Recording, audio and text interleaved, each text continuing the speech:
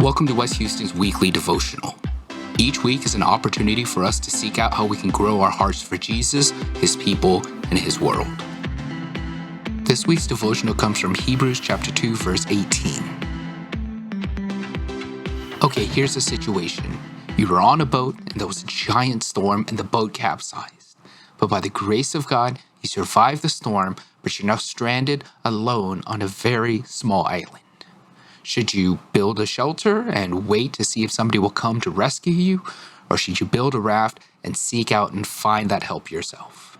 I'll give you a second to think about it, but just a second.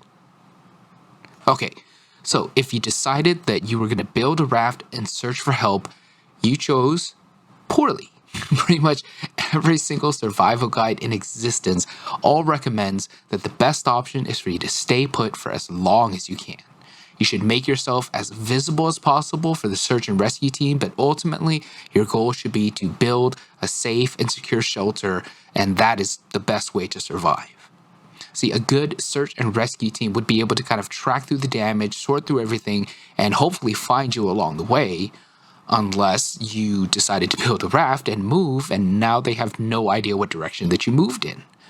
And then on top of that, if you're inexperienced in navigation, whether on land or on sea, you have no idea which direction help could be coming from. And ultimately, you could be traveling away from help instead of towards it. So staying put is not only the best way to be rescued and survive in the wilderness, it's also the best way to be saved spiritually by Jesus Christ. See, Hebrews chapter 2, verse 18 reads, "For because he himself suffered when tempted, he is able to help those who are being tempted." See, the author of Hebrews here is explaining why Jesus Christ had to come down as a human and not just as an angel or as some other type of spiritual being. And here at the end of chapter 2, he concludes and he tells us that because Jesus has endured all that we have endured, Jesus is the best person to help us in our need.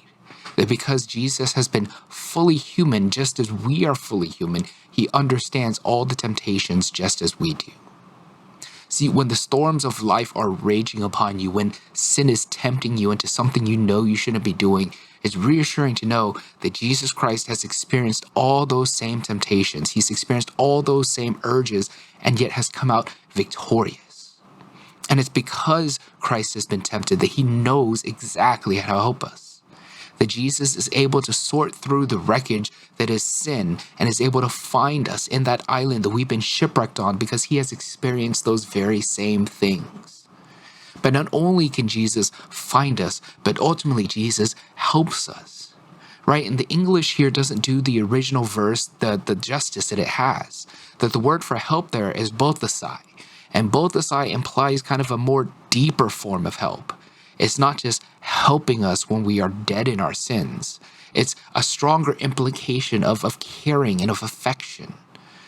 Like think of when a baby falls and is crying for help and the mom comes over and picks the baby up and soothes the baby and comforts the baby. That's what bothesai more implies. That Jesus, yes, is coming to rescue us from our sins, but he also comes to comfort us in our hurts and to care for us like no one has ever done before. So as you go through the rest of your week and as you come across a time where you're struggling with sin, know that Jesus and his divinity died on a cross to defeat sin once and for all. But also know that Jesus in his humanity knows exactly what it's like to suffer through those temptations, and he comes to help us. He comes to comfort us, he comes to love us, and he comes to care for us when we need him the most. Thanks for listening to West Houston's weekly devotional. If you know somebody who'd be encouraged by this devotion, please feel free to share it with them. And if you'd like to join us for worship, we meet every Sunday at 10 a.m. You can find us and more information at our website em.westhoustonvbc.org, or you can find that link in the show notes below. We hope to see you this upcoming Sunday. God bless.